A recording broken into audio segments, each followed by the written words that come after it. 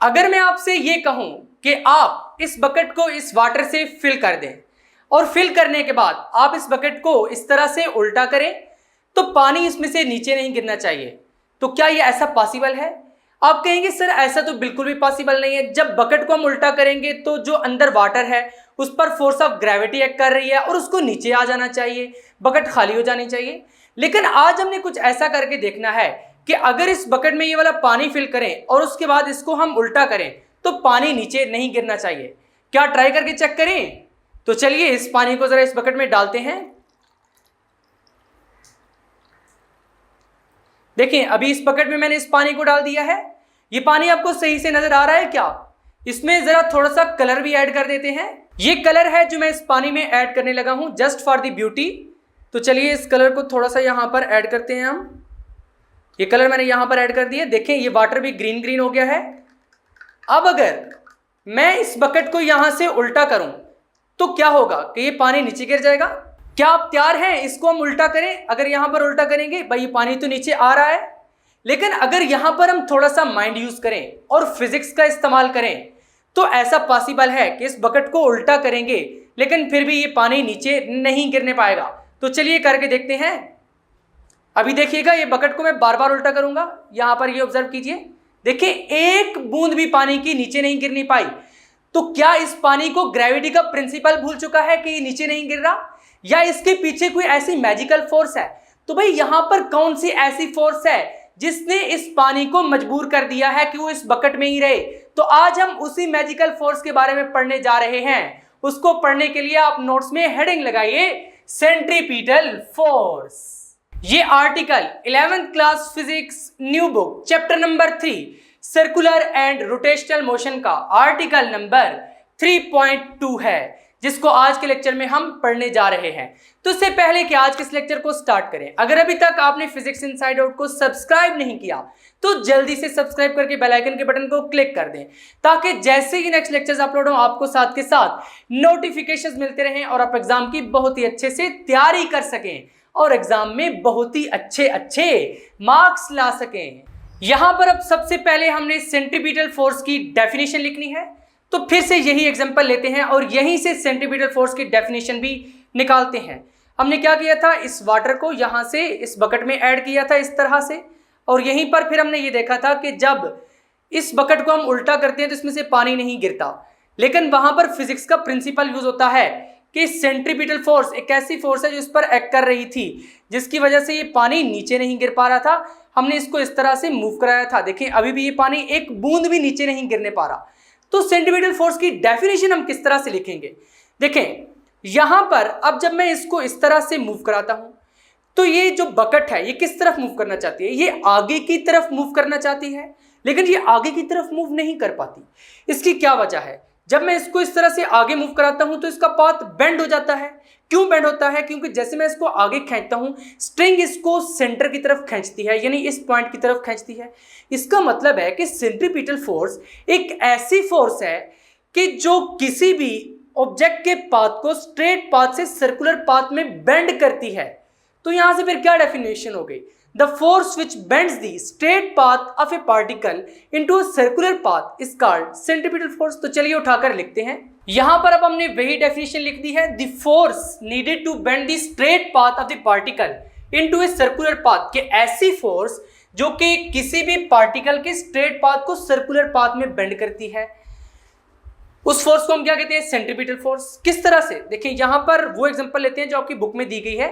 ये स्टोन है, अभी देखिए ये स्टोन को मैं इस तरह से स्विरल करता हूं तो ये एक सर्कुलर पाथ में मूव कर रहा है। इसकी वजह क्या है?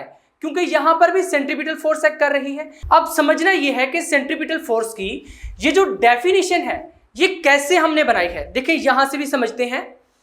अब जब मैं ये स्टोन को इस तरह से मूव कराता हूं, एक्चुअली तो ये स्टोन इस तरफ मूव करना चाहता है, बिल्कुल सीधा आगे की तरफ, लेकिन ये आगे की तरफ नहीं जाता। उसकी वजह क्या है? जैसे मैं इसको आगे की तरफ ले जाने की कोशिश करूंगा तो ये इस तरफ बेंड होता जाएगा इसका पाथ। क्यों बेंड हो रहा है? क्योंकि एक फोर्स है जो इसको खींच रही है।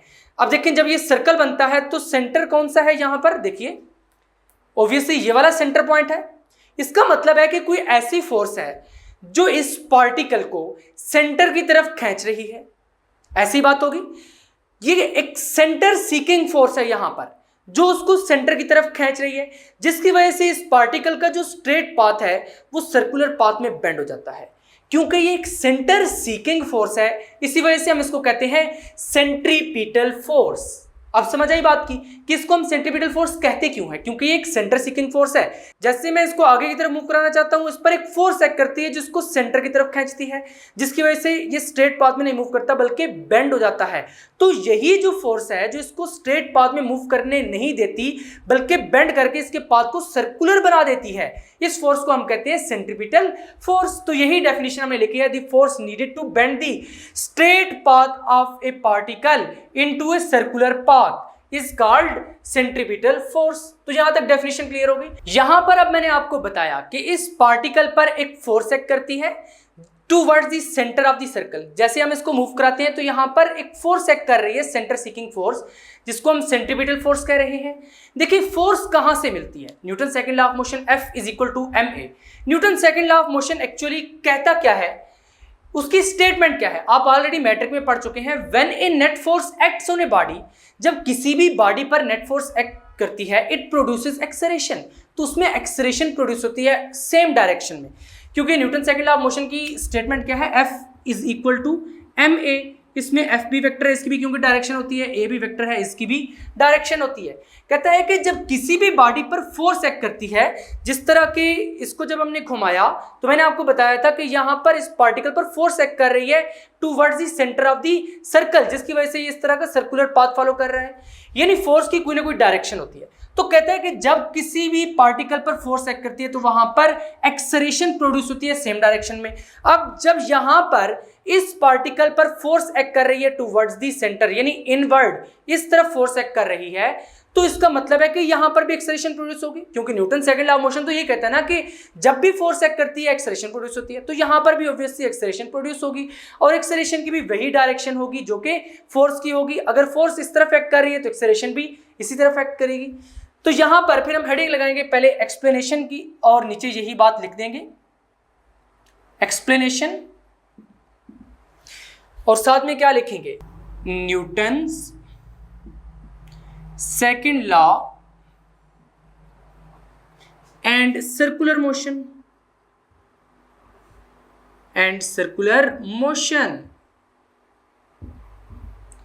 तो यहां पर हमने क्या बात की कि न्यूटन सेकंड लॉ क्या कहता है, जब भी किसी बॉडी पर फोर्स एक्ट होती है तो उसमें एक्सेलरेशन प्रोड्यूस होती है सेम डायरेक्शन में।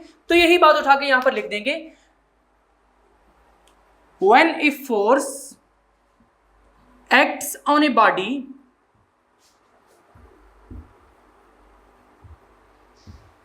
it produces acceleration in the same direction, it produces acceleration in the same direction, इसको आप बेशक बुलेट्स की फॉर्म में लिखें इस तरह से। अब यहां पर बात कुछ समझे, देखिए फोर्स दो तरह से एक्ट कर सकती है, एक तो यह है कि वो पैरेलल एक्ट करे वेलोसिटी के, दूसरी बात यह है कि वो परपेंडिकुलर एक्ट करे। देखिए यहां पर अगर एक पार्टिकल है और मैं कहता हूं कि वो v वेलोसिटी के साथ आगे मूव कर रहा है इस तरह से, अब इस पर एक फोर्स एक्ट करती है, लेट्स से यहां पर इसकी वेलोसिटी क्या है v वेक्टर, इस पर एक फोर्स एक्ट करती है इसी डायरेक्शन में f वेक्टर, इस पर एक फोर्स एक्ट करती है। तो यहां पर क्या होगा, बॉडी की जो मूवमेंट की डायरेक्शन है यानी वेलोसिटी की जो डायरेक्शन है वो तो सेम रहेगी, बट जो मैग्नीट्यूड है इस वेलोसिटी का वो चेंज हो जाएगा। किस तरह से, देखिए यहां पर ये पार्टिकल है वो v वेलोसिटी के साथ मूव कर रहा है इस डायरेक्शन में, इस पर इसी डायरेक्शन में फोर्स क्या कर रही है, अप्लाई हो रही है। जब फोर्स इसी डायरेक्शन में अप्लाई हो रही है तो ऑब्वियसली पार्टिकल की वेलोसिटी ज्यादा हो जाएगी, क्योंकि जब किसी भी पार्टिकल पर फोर्स अप्लाई करते हैं उसकी वेलोसिटी ज्यादा हो जाती है। जैसे फुटबॉल पहले से मूव कर रहा हो, अगर आप उसको किक करें, फोर्स अप्लाई करें तो उसकी वेलोसिटी और तेज हो जाती है, यानी यहां पर वेलोसिटी ज्यादा होगी और इसी डायरेक्शन में ज्यादा होगी। इसका मतलब है कि डायरेक्शन तो सेम रहेगी बट यहां पर वेलोसिटी का मैग्नीट्यूड क्या हो जाएगा, चेंज हो जाएगा। तो यहां से मालूम ये हुआ कि जब फोर्स पैरेलल एक्ट करती है वेलोसिटी के तो उस केस में जो मैग्नीट्यूड है वेलोसिटी का वो तो इंक्रीज करता है बट जो डायरेक्शन है वो अनचेंज रहती है। तो इसी चीज को पहले यहां पर लिखते हैं, तो यहां पर हमने फिर हेडिंग लगाई two cases of force application. जैसे अभी मैंने आपको बताया कि दो केसेस बनते हैं, एक तो यह है कि आप वेलोसिटी के पैरेलल ही फोर्स अप्लाई करें, दूसरा यह है कि आप वेलोसिटी के परपेंडिकुलर अप्लाई करें। तो पैरेलल का केस अभी हमने डिस्कस किया है, उसको हमने यहां पर इसी तरह से लिख दिया है, फोर्स पैरेलल टू वेलोसिटी, यानी फोर्स जब वेलोसिटी के पैरेलल होगी तो वो मैग्नीट्यूड ऑफ वेलोसिटी को चेंज करेगी, लेकिन डायरेक्शन क्या रहेगी, अनचेंज रहेगी। ये चीज अभी मैंने आपको बिल्कुल यहां पर समझा दी है। अब दूसरा केस ये है कि जब फोर्स परपेंडिकुलर टू वेलोसिटी होगी, किस तरह से, इस बात को भी जरा समझे। देखिए यहां पर ये पार्टिकल है, अगर ये कुछ इस डायरेक्शन में मूव कर रहा है इस तरह से, यानी वेलोसिटी की डायरेक्शन ये है, अगर मैं फोर्स इस पर अप्लाई करता हूं कुछ इस डायरेक्शन में एफ वेक्टर, तो यहां पर जो एंगल बन रहा है वो कितना है, 90 डिग्री। इसका मतलब है कि अब फोर्स और वेलोसिटी आपस में क्या है, परपेंडिकुलर है। यहां से ही मूव करना स्टार्ट करेगा और यहां पर पहुंचेगा, क्योंकि फोर्स इसको इधर खींच रही है तो ये थोड़ा थोड़ा इधर भी आता जाएगा, वेलोसिटी इधर तो ऊपर मूव करता जाएगा, यानी इस तरह से वेलोसिटी की वजह से इधर मूव कर रहा है, लेकिन फोर्स की वजह से ये बेंड हो रहा है इस तरह से। देखें फोर्स की वजह से बेंड हो रहा है, क्योंकि फोर्स क्या है, परपेंडिकुलर है वेलोसिटी के। फिर पाथ इस तरह से हो जाएगा। अब यहां पे आके क्या हो जाएगा, वेलोसिटी की डायरेक्शन कुछ ये हो जाएगी। फिर यहां पर भी क्योंकि ये फोर्स इसी तरह से एक्ट कर रही है टुवर्ड्स द सेंटर, तो इसी तरह से पाथ बेंड होता जाएगा होता जाएगा होता जाएगा, और यहां पर आके तो यहां से मालूम ये हुआ कि जब फोर्स वेलोसिटी के परपेंडिकुलर आप अप्लाई करेंगे तो उस केस में पार्टिकल जो है वो सर्कुलर पाथ फॉलो करेगा, और इसी फोर्स को हम कहते हैं सेंट्रीपिटल फोर्स, यानी वो फोर्स जो वेलोसिटी ऑफ द पार्टिकल के परपेंडिकुलर होगी। क्योंकि देखिए इसकी डायरेक्शन क्या है, towards the centre of circle. यहां पर इस पॉइंट को अगर हम ओ पॉइंट कह दें तो यहां पर वेलोसिटी इस तरफ है, ऊपर की तरफ मूव कर रहा है, लेकिन साथ के साथ फोर्स इसको इधर भी खींच रही है, तो ऊपर मूव करेगा साथ के साथ इधर आता जाएगा। जैसे जैसे ये आगे मूव करेगा एक सर्कुलर पाथ बना लेगा। तो इसी डायग्राम को हम यहां पर भी बना लेते हैं, क्योंकि आपकी बुक में नीट बनी हुई है। ये रफ डायग्राम है, यहां पर हम थोड़ा इसको नीटली ड्रा कर लेते हैं। लेट्स से यहां पर ये पार्टिकल है, ये सेंटर ऑफ द सर्कल है, तो कुछ इस तरह से यहां पर फोर्स किधर एक्ट कर रही है, टुवर्ड्स द सेंटर, जिस तरह की यहां पर मैंने आपको बताया है। तो ये क्या है, एफ, और वेलोसिटी की डायरेक्शन क्या है, परपेंडिकुलर है इस फोर्स के, यानी कुछ इस तरह से। और वैसे भी सर्कुलर पाथ में मैंने आपको बताया था कि वेलोसिटी की डायरेक्शन हमेशा टेंजेंट टू द सर्कल होती है। देखिए टेंजेंट का क्या मतलब है, लास्ट लेक्चर में मैंने आपको बहुत ही डिटेल में एक्सप्लेन किया था कि ऐसी लाइन जो सर्कल को सिर्फ एक ही पॉइंट पर टच करे, उस लाइन को हम कहते हैं टेंजेंट लाइन। तो यहां पर ये टेंजेंट टू द सर्कल है इस वेलोसिटी की डायरेक्शन, क्योंकि लीनियर वेलोसिटी है, और लीनियर वेलोसिटी का कांसेप्ट मैंने आपको लास्ट लेक्चर में बहुत ही डिटेल में एक्सप्लेन किया था। यहां पर इसका मतलब है कि इस वेलोसिटी की डायरेक्शन ये है। अब जब फोर्स की डायरेक्शन ये है, यानी एफ वेक्टर, इसकी डायरेक्शन कुछ सेंटर की तरफ है, ये ओ सेंटर आप मान लें, यहां पर इस पॉइंट को पी पॉइंट मान लें। अब फोर्स की डायरेक्शन इस तरफ है, तो सेकंड लॉ क्या कहता है, F vector is equal to M A vector. तो एक्सेलरेशन की डायरेक्शन भी इसी तरफ होगी। ये फोर्स कौन सी है, सेंट्रीपिटल फोर्स है, और एक्सेलरेशन भी जो यहां पर होगी उसको हम कहेंगे सेंट्रीपिटल एक्सेलरेशन। बट यहां पर हम बात ये कर रहे थे कि जब फोर्स परपेंडिकुलर एक्ट करेगी, यहां पर एंगल कितना है, 90 डिग्री, जैसे यहां पे मैंने आपको बताया है 90 डिग्री एंगल है, यानी फोर्स परपेंडिकुलरली एक्ट कर रही है वेलोसिटी के। तो उस केस में क्या हो रहा है कि पार्टिकल सर्कुलर पाथ फॉलो कर रहा है, और इसी फोर्स को हम कहते हैं सेंट्रीपिटल फोर्स, क्योंकि ये फोर्स इस पार्टिकल को सर्कल में घुमाई जा रही है। ये फोर्स रिस्पॉन्सिबल है इस पार्टिकल को सर्कल में मूव कराने के लिए। तो यहां पर यही बात उठा के लिख देते हैं, फोर्स परपेंडिकुलर टू वेलोसिटी, यानी फोर्स जब वेलोसिटी के परपेंडिकुलर होगी, इस तरह से 90 डिग्री का एंगल बनेगा। तो उस केस में क्या होगा कि जो वेलोसिटी की डायरेक्शन है या फिर जो मोशन की डायरेक्शन है वो हर वक्त चेंज होती रहेगी, क्योंकि सर्कुलर मोशन मैंने आपको बताया था कि जो वेलोसिटी की डायरेक्शन है या डायरेक्शन ऑफ मोशन है वो हर वक्त चेंज होती रहती है। अगर इस पॉइंट पर ये पार्टिकल पहुंचेगा डायरेक्शन इस तरफ होगी, इस पर पहुंचेगा तो कुछ इस तरफ होगी, इस पॉइंट पर पहुंचेगा तो डायरेक्शन इस तरफ होगी, यानी हर वक्त डायरेक्शन चेंज होती रहती है सर्कुलर मोशन में। तो इसलिए हमने क्या लिखा, force perpendicular to velocity in circular motion, circular motion में changes the direction of motion but keeps magnitude of velocity constant. लेकिन यहाँ पर जो वेलोसिटी का मैग्नीट्यूड है वो कांस्टेंट रहता है, क्योंकि फोर्स क्या है, परपेंडिकुलर है। जब force in the direction of velocity act करती है तो उस केस में मैग्नीट्यूड चेंज होता है, लेकिन जब परपेंडिकुलर टू वेलोसिटी एक्ट करती है तो उस केस में क्या चीज चेंज होती है, डायरेक्शन ऑफ मोशन। तो यहाँ पर such force makes the body move in a circle, और यही फोर्स जो है ये बॉडी को सर्कल में मूव कराती है। जैसे भी यहाँ पर एक डायग्राम बनाकर मैंने आपको समझाया था, by producing a radial acceleration. यहाँ पर फोर्स की डायरेक्शन क्या है, ये Newton second law of motion क्या कहता है कि When a force acts on a body, it produces acceleration in the same direction, कि जिस डायरेक्शन में फोर्स एक्ट करेगी उसी डायरेक्शन में एक्सेलरेशन भी एक्ट करेगी। जब एक्सेलरेशन भी इसी डायरेक्शन में एक्ट करेगी तो यहाँ पर देखें, ये यहाँ से O से P तक ये जो डिस्टेंस है ये क्या है, रेडियस ऑफ द सर्कल है, इस सर्कल का रेडियस। तो इसका मतलब है कि वो जो एक्सेलरेशन होगी वो इस तरफ होगी, सेंटर की तरफ ही। उसको हम फिर रेडियल एक्सेलरेशन भी कह सकते हैं क्योंकि वो इस रेडियस के अलोंग है, इसलिए हमने क्या लिखा, रेडियल एक्सेलरेशन। और इसी एक्सेलरेशन को हम कहते हैं सेंट्रीपिटल एक्सेलरेशन, क्योंकि ये किस वजह से जनरेट हुई है, सेंट्रीपिटल फोर्स की वजह से। इसलिए कौन सी एक्सेलरेशन होगी, centripetal acceleration, and is called centripetal force. और ये वाली जो फोर्स है जो परपेंडिकुलर टू वेलोसिटी थी, इज कॉल्ड सेंट्रीपिटल फोर्स। इसको हम सेंट्रीपिटल फोर्स कहते हैं क्योंकि ये सेंटर सीकिंग फोर्स है। इस तरह भी मैं पहले आपको बता चुका हूं कि सेंटर सीकिंग, सेंटर की तरफ उसको खींच रही है, सेंटर सीकिंग फोर्स है।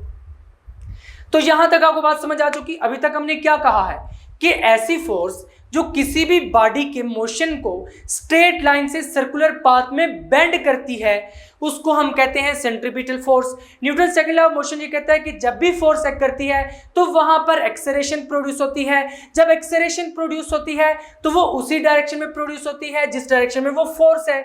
तो यहां पर फोर्स को अप्लाई करने के टू केसेस हैं, या तो फोर्स वेलोसिटी के पैरेलल होगी या फोर्स वेलोसिटी के परपेंडिकुलर होगी। जब फोर्स वेलोसिटी के पैरेलल होगी तो उस केस में क्या होगा कि मैग्नीट्यूड ऑफ वेलोसिटी तो इंक्रीज करेगा बट डायरेक्शन ऑफ वेलोसिटी वही रहेगी, क्योंकि पार्टिकल इस डायरेक्शन में मूव कर रहा है, वेलोसिटी की डायरेक्शन ये है।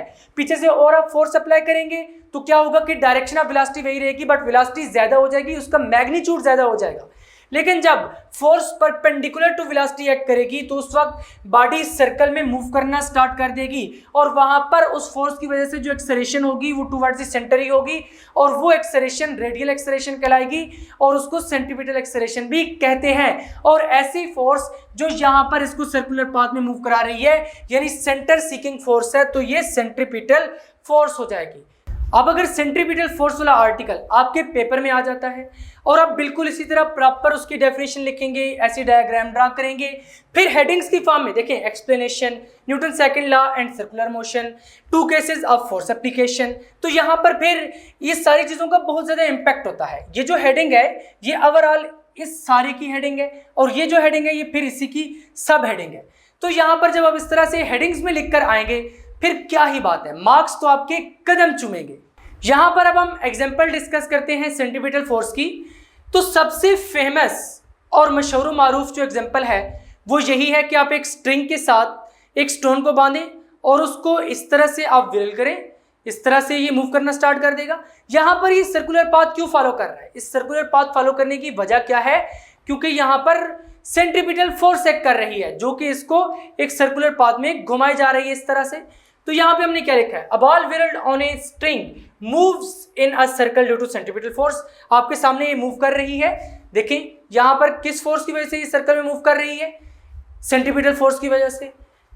तो नेक्स्ट हमने क्या लिखा है, it would not continue to move in a circular path if the string is snapped. देखें अगर मैं इसको यहां पर इस तरह से मूव करा रहा हूं तो कहीं ऐसा हो जाए कि जो स्ट्रिंग है वो कट जाए। लेट्स से ये बॉल यहां पर है और ये स्ट्रिंग यहां से कट जाए तो फिर तो ये बॉल जो है वो सर्कुलर पाथ में मूव नहीं करेगी। अगर यहाँ पर ये बॉल पहुंची है तो ये स्ट्रिंग दरमियान से टूट गई है, जब टूट गई है तो बॉल किधर मूव करेगी, बॉल इस डायरेक्शन में आगे मूव कर जाएगी। अगर इस जगह पर बॉल थी और स्ट्रिंग टूटी है तो बॉल इस तरफ आगे मूव कर जाएगी।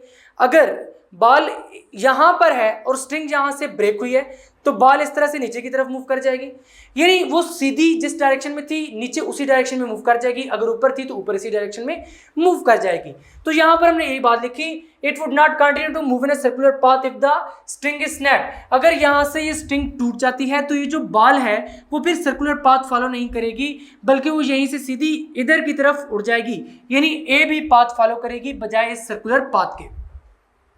If the string snaps when ball is at point A, कहता है कि बॉल पॉइंट ए पर पहुंच गई है, बॉल पॉइंट ए पर पहुंची है, यहां से स्ट्रिंग ही टूट गई है। जब स्ट्रिंग टूट गई है तो सीधी ये ए से बी तक चली जाएगी, यानी ये वाला पाथ फॉलो कर लेगी। और इस लाइन को हम क्या कहते हैं, बार बार मैं आपको समझा चुका हूं, इस लाइन का क्या नाम है, टेंजेंट टू द सर्कल, यानी जो लाइन सर्कल को जस्ट एक ही पॉइंट पर टच करती है। देखिए यहां से भी अगर आप इसको इंक्रीज करें तो टच तो ये एक ही पॉइंट से कर रही है, इससे लाइन क्या है, ये टेंजेंट है, टेंजेंट टू द सर्कल। तो यहां पर हमने यही बात की है, if the string snaps when the ball is at point A, कि स्ट्रिंग यहां पर टूटती है जब बॉल पॉइंट ए पर है, तो उस केस में ball will follow the straight line path. तो बॉल क्या करेगी, यहां से स्ट्रेट लाइन पाथ फॉलो करेगी, सर्कल में मूव नहीं करेगी बल्कि सीधी, अगर यहां पर है तो इस तरफ फ्लाई कर जाएगी, अगर इस जगह पर बॉल है और स्ट्रिंग टूट गई है तो ये इस तरफ मूव कर जाएगी, अगर यहां पर बॉल है तो इस तरफ मूव कर जाएगी, यहां पर स्ट्रिंग टूटी है तो इस तरफ मूव कर जाएगी, यानी हमेशा tangent to the circle move करेगी। Ball will follow the straight line path A B which is tangent A B at point A, जो कि टेंजेंट ए बी है इस पॉइंट ए पर। तो यहां पर ये एग्जांपल भी आपको क्लियर हो चुकी है। अब नेक्स्ट चीज हमने पढ़नी है कैरेक्टरिस्टिक्स ऑफ सेंट्रीपिटल फोर्स।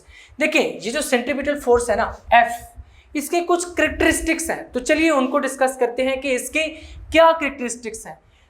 कुछ तो यहां से नजर आ रहे हैं, देखें अब ये सेंट्रीपिटल फोर्स क्या कर रही है, इस पार्टिकल को सर्कल में घुमाई जा रही है। जब ये पार्टिकल सर्कुलर पाथ में घूम रहा है तो क्या हो रहा है कि इसकी डायरेक्शन ऑफ मोशन चेंज हो रही है, इस पॉइंट पर ये है, इस पॉइंट पर इधर हो जाएगी, यानी कुछ इस तरह से। देखें यहां पर एक और न्यू सर्कल ड्रा करते हैं, ये रफ सर्कल है, ये सर्कुलर पाथ है, यहां पर ये सेंटर पॉइंट है O, यहां पर ये है पार्टिकल, ये सेंटर में मूव कर रहा है इस तरह से, एक स्ट्रिंग के साथ अटैच्ड है। अब यहां पर इसकी डायरेक्शन क्या है, इस तरफ, लीनियर वेलोसिटी की डायरेक्शन, फोर्स इस तरफ एक्ट कर रही है अंदर की तरफ F वेक्टर। पार्टिकल यहां पर पहुंचेगा तो डायरेक्शन क्या होगी, इस तरफ होगी V वेक्टर। पार्टिकल यहां पर पहुंचेगा डायरेक्शन किधर होगी, इस तरफ, ये क्या है, ये भी लीनियर वेलोसिटी V वेक्टर है। यहां पर पहुंचेगा तो डायरेक्शन किधर होगी, इधर होगी V वेक्टर। अगर इस पॉइंट पर लेंगे तो डायरेक्शन किधर होगी, इस तरफ होगी। ये लास्ट लेक्चर में चीज मैंने आपको एक्सप्लेन कर रखी है कि इधर डायरेक्शन होगी, सर्कुलर मोशन में क्यों डायरेक्शन चेंज होती है। यहां पर देखें इस तरह से, यानी बार बार इसकी जो डायरेक्शन है वो चेंज हो रही है, इस पॉइंट पर इधर थी, फिर इधर, फिर इधर, फिर इधर, फिर इधर, फिर इधर। ये डायरेक्शन चेंज कौन कर रहा है, सेंट्रीपिटल फोर्स चेंज कर रही है ना, क्योंकि वो टुवर्ड्स द सेंटर इसको पुल कर रही है, इसकी वजह से डायरेक्शन ऑफ मोशन चेंज हो रही है। इसका मतलब ये हुआ कि जो सेंट्रीपिटल फोर्स है ये इस पार्टिकल की डायरेक्शन ऑफ मोशन को बार बार चेंज कर रही है, वेलोसिटी की डायरेक्शन को। पहला कैरेक्टरिस्टिक्स तो यही हो गया।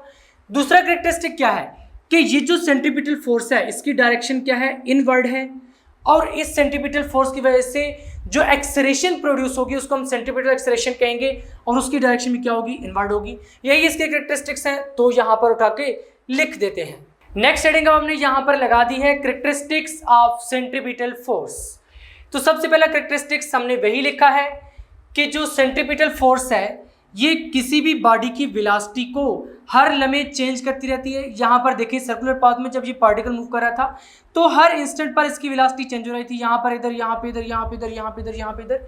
ये वाली रफ डायग्राम है, ऑल्दो ये वाली डायग्राम आपकी बुक पर बनी हुई है, लेकिन ये जो नोवेल सेक्शन में बनी हुई है इस आर्टिकल का पार्ट नहीं है। It changes the direction of velocity, जैसे यहाँ पर मैंने आपको बताया वेलोसिटी की डायरेक्शन को बार बार चेंज कर रही है कंटिन्यूअसली एट ईच पॉइंट। देखिए हर पॉइंट पर, इस पॉइंट पर डायरेक्शन इधर थी, इस पॉइंट पर इधर थी, इस पॉइंट पे इधर, इस पॉइंट पे इधर, यानी हर पॉइंट पर जो बॉडी की वेलोसिटी है उसकी डायरेक्शन चेंज हो रही है इन circular motion moving with uniform speed. यहां पर अब बात आती है, कुछ स्टूडेंट्स यहां पर लिख देते हैं यूनिफॉर्म वेलोसिटी। भाई अगर यहां पर यूनिफॉर्म वेलोसिटी आपने लिखा है तो यहां पे फिर ये क्यों लिखा है कि changes the direction of velocity. यहां पर वेलोसिटी यूनिफॉर्म नहीं है बल्कि स्पीड यूनिफॉर्म है, इसलिए यहां पर मैंने लिखा है यूनिफॉर्म स्पीड। देखें वेलोसिटी यूनिफॉर्म इस वजह से नहीं है, वेलोसिटी वेक्टर क्वांटिटी है, इसकी दो चीजें हैं, एक मैग्नीट्यूड है, दूसरी इसकी डायरेक्शन है। क्योंकि किसी भी वेक्टर की दो चीजें होती हैं, एक मैग्नीट्यूड और डायरेक्शन। वेलोसिटी का मैग्नीट्यूड यहां पे कांस्टेंट है बट डायरेक्शन चेंज हो रही है। कोई एक भी चीज चेंज होगी तो वो यूनिफॉर्म नहीं रहेगा। यहां पर क्योंकि डायरेक्शन चेंज हो रही थी इसलिए वेलोसिटी यूनिफॉर्म नहीं है, लेकिन जो मैग्नीट्यूड ऑफ वेलोसिटी है वो यूनिफॉर्म है, यानी मैग्नीट्यूड ऑफ वेलोसिटी कांस्टेंट है, इसलिए हमने लिखा है यूनिफॉर्म स्पीड। याद रखिए मैग्नीट्यूड ऑफ वेलोसिटी को हम स्पीड भी कहते हैं, क्योंकि मैग्नीट्यूड करेंगे तो वो एक स्केलर बन गया, स्पीड बन गई है, लिहाजा यहां पर हमने स्पीड लिखा है। अगर आपको स्पीड और वेलोसिटी के बारे में बहुत ही डिटेल में फर्क जानना है तो जो सेकंड चैप्टर का पहला लेक्चर था स्केलर्स एंड वेक्टर क्वांटिटीज, उनमें मैंने आपको ये बहुत ही डिटेल में एक्सप्लेन किया हुआ है। सेकंड पॉइंट क्या है, this force always pulls the object towards the centre of the circular path. यहाँ पर ये जो फोर्स है ये इस पार्टिकल को हमेशा centre of the circular path पे पुल करेगी, यानी इस पॉइंट की तरफ। क्यों पुल करेगी, किस तरह से पुल करेगी, ये ऑलरेडी मैं आपको यहाँ पर स्टोन की एग्जांपल लेकर समझा चुका हूँ उस स्ट्रिंग के साथ अटैच करके। देखिए उसका पाथ बेंड हो जाता था। क्यों बेंड होता था, क्योंकि ये फोर्स उसको सेंटर की तरफ पुल कर रही थी। लिहाजा सेंट्रीपिटल फोर्स का एक कैरेक्टरिस्टिक है कि ये फोर्स पुल करती है किसी भी ऑब्जेक्ट को toward the centre of the circular path. Third characteristic क्या है, its direction is perpendicular to the tangential velocity at each point. v vector और f वेक्टर के दरमियान कितना एंगल बन रहा है, यहाँ पे 90 डिग्री का। इसका मतलब है कि फोर्स और ये जो वेलोसिटी है ये आपस में परपेंडिकुलर है। ये वेलोसिटी क्या है, यहाँ पर है, यानी टेंजेंट टू द सर्कल के अलोंग है, इसलिए हम इसको क्या कहते हैं, टेंजेंशियल वेलोसिटी। टेंजेंशियल वेलोसिटी का जो फिजिकल कंसेप्ट है बाकायदा तौर पर वो लास्ट लेक्चर में आपको दे चुका हूँ, जब मैंने आपको एंगुलर वेलोसिटी का कंसेप्ट दिया था वहाँ पर टेंजेंशियल वेलोसिटी का कंसेप्ट भी मैंने आपको दिया था, और ये वही टेंजेंशियल वेलोसिटी है। देखिए यहाँ पर भी आपको मालूम हो रहा है कि ये फोर्स एफ वेक्टर और ये वी वेक्टर आपस में परपेंडिकुलर है, इससे हमने लिखा है कि इट्स डायरेक्शन, कि जो फोर्स की डायरेक्शन है ये परपेंडिकुलर है टेंजेंशियल वेलोसिटी की डायरेक्शन के हर पॉइंट पर। देखिए इस पॉइंट पर भी फोर्स क्या कर रही है, अंदर की तरफ एक्ट कर रही है इस तरफ। इस पॉइंट पर भी क्या होगा, एंगल 90 डिग्री का होगा। यहाँ पर भी फोर्स क्या कर रही है, अंदर की तरफ एक्ट कर रही है इस तरफ, तो यहाँ पर भी एंगल क्या होगा, 90 डिग्री का। तो यहाँ से मालूम ये हुआ कि हर पॉइंट पर ही जो टेंजेंशियल वेलोसिटी और जो फोर्स है वो आपस में परपेंडिकुलर हैं, यानी फोर्स की जो डायरेक्शन है वो टेंजेंशियल वेलोसिटी की डायरेक्शन के परपेंडिकुलर है हर पॉइंट पर। यहाँ पे भी 90 डिग्री, यहाँ पर, यहाँ पर, यहाँ पर, यहाँ पर, यहाँ पर, हर जगह पर 90 डिग्री, इसलिए हमने लिखा है एट ईच पॉइंट। तो यहाँ तक आपको कैरेक्टरिस्टिक्स भी समझ आ चुके। ये बहुत ही इंपॉर्टेंट शॉर्ट क्वेश्चन भी है, और अगर लॉन्ग क्वेश्चन में सेंटीमीटर फोर्स पूछ ले तो आपने स्टार्ट से लेकर यहाँ तक लिख के आना है, फिर आगे जो मैथमेटिकल फॉर्म है वो भी लिख के आनी है। अगर लॉन्ग क्वेश्चन में क्वेश्चन आएगा तो साथ में आपसे एक दो एग्जाम्पल्स या फिर इसकी एप्लीकेशन भी पूछेगा, तो वो भी हम डिस्कस करेंगे आगे चलकर। अभी हम इसकी मैथमेटिकल फॉर्म को डिस्कस करते हैं। अब हम पढ़ने जा रहे हैं mathematical formulation of centripetal force, कि सेंट्रीपिटल फोर्स का फार्मूला क्या है। सेंट्रीपिटल फोर्स के बारे में मैंने आपको चैप्टर नंबर 1 में जब डायमेंशनल एनालिसिस वाला आर्टिकल पढ़ाया था वहां पर इसका फार्मूला हमने डायमेंशनल एनालिसिस से डिराइव किया था, अगर आपको कुछ याद हो तो। यहां पर अब हम सेंट्रीपिटल फोर्स का फार्मूला बाकायदा तौर पर देखेंगे कि वो क्या है। जो पुराना सिलेबस था 11th क्लास फिजिक्स का उसमें तो बाकायदा इसको डिराइव किया जाता था, बट ये जो न्यू आपकी बुक है इसमें इसकी डेरिवेशन निकाल दी गई है, जस्ट इसका फार्मूला आपको पढ़ाया जाएगा।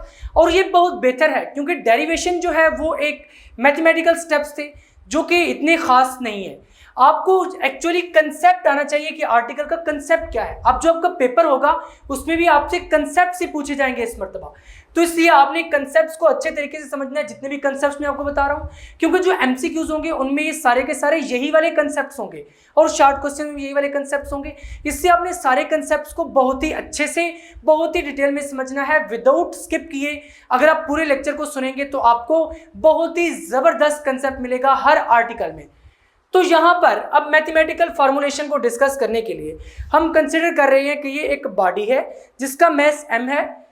यही चीज़ हमने यहाँ पे लिख दी है, for a body of mass m, कि बॉडी इसका मैस m है, moving with velocity v in a circular path. ये बॉडी क्या कर रही है, इस तरह के सर्कुलर पाथ में मूव कर रही है।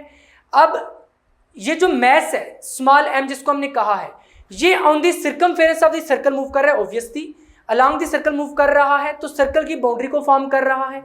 यहाँ पर इसकी जो वेलोसिटी होगी वो v होगी, लिख दिया हमने यहाँ पर velocity v in a circular path, obviously circular path में मूव कर रहा है। अब इस सर्कुलर पाथ का जो रेडियस है, ऑब्वियसली हर सर्कल का कोई ना कोई रेडियस तो होता है, यहाँ पर ये जो सर्कुलर पाथ है इसका जो रेडियस है उसको हम कंसिडर कर रहे हैं r, तो यही हमने लिख दिया है circular path of radius r। अब देखें हमने निकालनी क्या चीज़ है, सेंट्रीपिटल फोर्स। तो जो Newton second law of motion है वो हमें फोर्स का एक्सप्रेशन क्या देता है, F is equal to ma। ये रफ साइड है, जितना मैं ब्लू मार्कर से कर रहा हूँ ये रफ करके आपने नोट्स में नहीं नोट करना, नोट्स में आपने वही नोट करना है जो मैं यहाँ पे आपको प्रॉपर हेडिंग्स में नीट एंड क्लीन लिखवाता हूँ। यहाँ पर अगर मैं कहता हूँ कि मैंने सेंट्रीपिटल फोर्स निकालनी है FC, तो ये क्या हो जाएगा, m मैस तो वही है, एक्सेलरेशन AC हो जाएगी, यानी सेंट्रीपिटल एक्सेलरेशन, क्योंकि हमने यहाँ पर इसी तरह से कुछ कंसिडर किया था कि ये एक सर्कुलर पाथ है और यहाँ पर ये सेंटर पॉइंट है O, और यहाँ पर ये पार्टिकल है जिसको हमने P कहा था, और यहाँ पर ये क्या है, इस सर्कल का रेडियस है। फोर्स किस तरफ एक्ट कर रही है, कुछ इस तरफ एक्ट कर रही है। सेंट्रीपिटल एक्सेलरेशन की डायरेक्शन क्या है, वो भी इसी तरफ है। और यहाँ पर इस तरफ क्या है जी, लीनियर वेलोसिटी, टेंजेंशियल वेलोसिटी। यहाँ पे जो एंगल बन रहा है वो कितना है, 90 डिग्री का। यहाँ पर अब इस AC की भी वही डायरेक्शन है जो कि इस FC की डायरेक्शन है। F की डायरेक्शन क्या है, इनवर्ड है, ये FC सेंटीमीटर फोर्स है, तो इस AC की भी डायरेक्शन क्या होगी, इनवर्ड ही होगी। यहाँ पर इसका मतलब है कि सेंटीमीटर फोर्स को डिस्कस करने के लिए हमें AC चाहिए होगा। तो AC को हम कैलकुलेट नहीं करेंगे बल्कि डायरेक्टली लिखेंगे, क्योंकि आपकी न्यू बुक में इसकी कैलकुलेशंस निकाल दी गई हैं। तो आपने डायरेक्टली इस तरह से लिख देना है, the centripetal acceleration AC is given as. जब कोई भी बॉडी सर्कुलर पाथ में इस तरह से मूव कर रही हो तो जो सेंट्रीपिटल एक्सेलरेशन है वो इनवर्ड पॉइंट करेगी। जब इनवर्ड पॉइंट करेगी तो उसका जो फार्मूला है वो किस तरह से होगा, AC is equal to v square over r। ये v कौन सी वेलोसिटी है, ये वाली वेलोसिटी है। r क्या है, ये वाला रेडियस है। AC क्या है, ये सेंट्रीपिटल एक्सेलरेशन है ये वाली, और इसको हम कहते हैं रेडियल एक्सेलरेशन। तो यहाँ पर इस AC की डायरेक्शन क्या होगी, वही डायरेक्शन होगी जो कि FC की है, यानी इनवर्ड इस तरफ होगी। तो क्या लिख देंगे हम, the direction of centripetal acceleration AC, centripetal acceleration is towards, किधर है भाई वो, सेंटर ऑफ द सर्कल, यानी इस पॉइंट पर है, सेंटर ऑफ सर्कल पर, is towards the center of the circle। तो यहां तक ये बात आपको समझ आ चुकी है। इसको आप इक्वेशन नंबर 1 का नाम दे दें। नीचे यही चीज लिखते हैं, वी नो डैट, हम जानते हैं, वी नो डैट, हम किस तरह से जानते हैं, क्योंकि न्यूटन सेकंड लॉ हमें बता रहा है क्या चीज, FC is equal to MAC। इसको आप इक्वेशन नंबर 2 कह दें। अब इस AC को उठा के यहां पे लगा दें, using equation 1 in equation 2, using equation 1 in equation 2 तो उठा के लगा दीजिए, क्या हो जाएगा, FC is equal to M। AC की जगह पर क्या आ जाएगा, v स्क्वायर अवर r। तो यहाँ पे क्या लिखेंगे, v स्क्वायर अवर r। तो ये क्या है, सेंटीमीटर फोर्स का एक्चुअल रिलेशन है, और यही हमने फर्स्ट चैप्टर में भी निकाला था जब हमने डायमेंशन एनालिसिस पढ़े थे। वहां पर हमने डायमेंशन एनालिसिस के थ्रू इसको डिराइव किया था। अब यहाँ पर अगर हम इसको एंगुलर वेलोसिटी के टर्म में लिखना चाहें तो एंगुलर वेलोसिटी और लीनियर वेलोसिटी आपस में रिलेटेड है। किस तरह से रिलेटेड है, v is equal to r omega. तो यहाँ पर मैं लिखूंगा angular velocity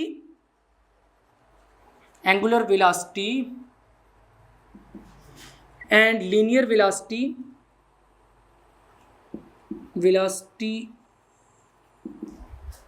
are related as v is equal to r omega.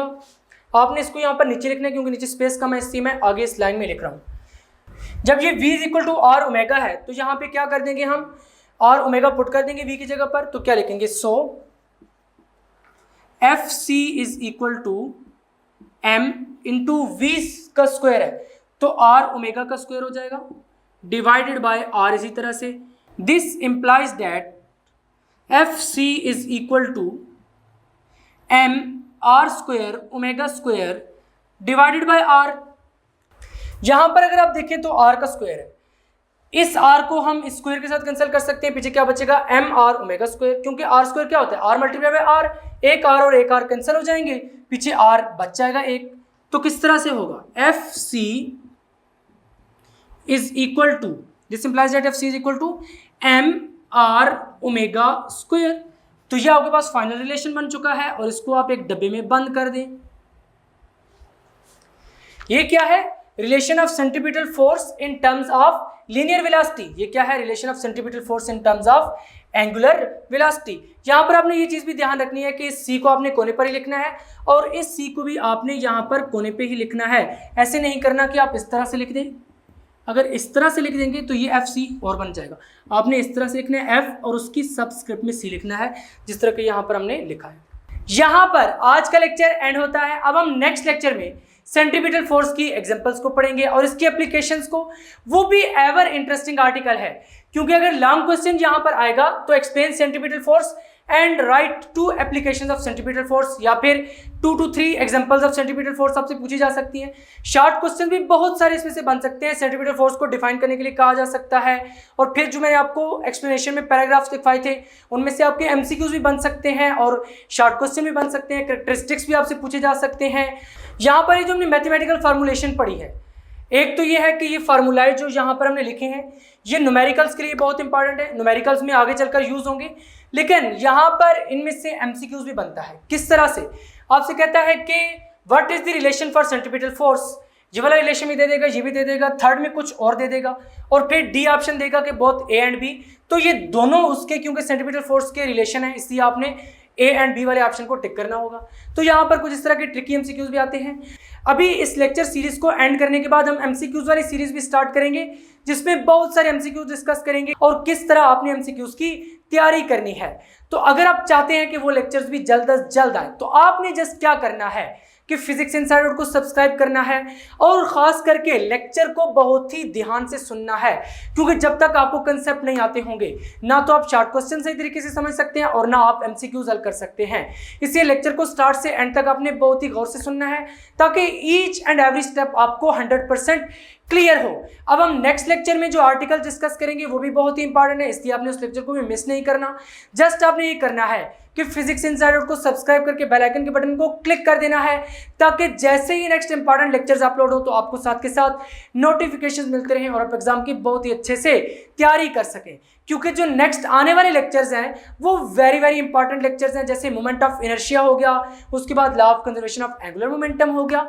तो ये वेरी इंटरेस्टिंग आर्टिकल हैं और वेरी इंपॉर्टेंट आर्टिकल्स हैं। आज का लेक्चर यहीं पर एंड होता है, मिलेंगे नेक्स्ट लेक्चर में। टिल देन टेक केयर, अल्लाह हाफिज।